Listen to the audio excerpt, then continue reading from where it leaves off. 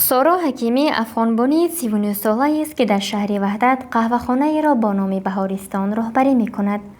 او 3 سال پیش سال 2021 همچون مهاجر به تاجیکستان آمد و در شهر وحدت کار و زندگی دارد.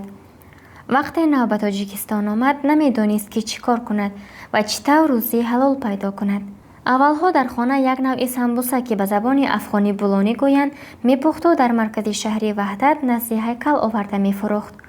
اولا مشکلات دوچار ما می بود که مثلا نمیفهمیدیم کجا کار کنیم نکنیم. از آغاز اول ما برای خانه پرشکی پخته میکردم میاردم هیکل سودا میکردم. بعد از اون ما مشهور شدم، همه شناختن، پخته پز مرا دیدن. بعد از اون ما رستوران هوی کردم، امی رستوران افغانی هوی کردم. اونجا مشکلی اساسی در آن قهوه‌خانه تنگی جای و نبودن میز و کرسی ها برای نشست مشتریان بود. بعد 1 سال فعالیت آن قهوه‌خانه از کار باز ماند و سارا حکیمی مدت در بازار به فروش کبودی مشغول شد.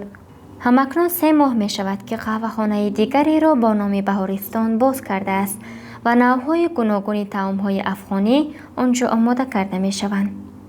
اینجا چپلی کباب داریم، برگر داریم، مرغ تبکه داریم، به حساب چی میگه ششلیک داریم، شریخ داریم، آیس کریم داریم، مثلا کباب داریم. از این هست سوپ افغانی. به گفتی سارا حکیمی قهوه‌خانه مذکور با دستگیری فوند آقاخان با میز و کرسی و تجهیزات لازمه تامین گردید. در این قهوه‌خانه سارا حکیمی غیر از خود باز 4 مهاجری افغان را به کار جلب کرده است که 1 نفر آنها به حیث فراش فعالیت میبرد. معاش کارگران وابسته به خواهش خود آنها هم روزمره و هم ماهانه پرداخت کرده می شود که تقریبا روز 50 سامانی راست می آید. مشتریانش را هم افغان‌ها و هم تاجیکان تشکیل می‌دهند و به گفته او مخصوصاً تاجیکان خوراک‌های افغانی را خیلی خوش پذیرفتند.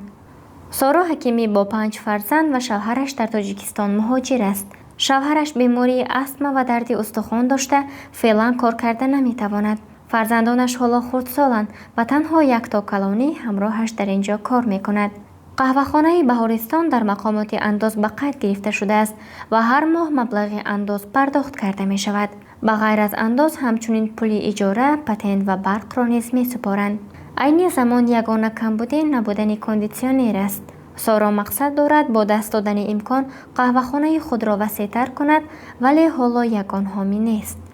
کلانتر شو خوبتر میشه، باز یک طرف ما را که اسپانسر کنه خوبتر میشه. ما پول اسپانسر نداریم که ما را که اسپانسر کنه. خیلی اینجا ما خوش هستیم، آرام هستیم، این تا به سرنوشت هستیم.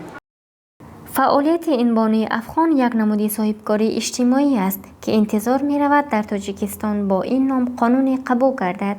موافق لایحه قانونی که پیشنهاد گردیده است، مهاجران نیز به قشر آسیب پذیر جامعه داخل می شوند و فعالیت سارا حکیمی که برای چند مهاجر افغان جای کار مهیا کرده است و معاش می دهد، صاحبکاری اجتماعی حسابیده می شود.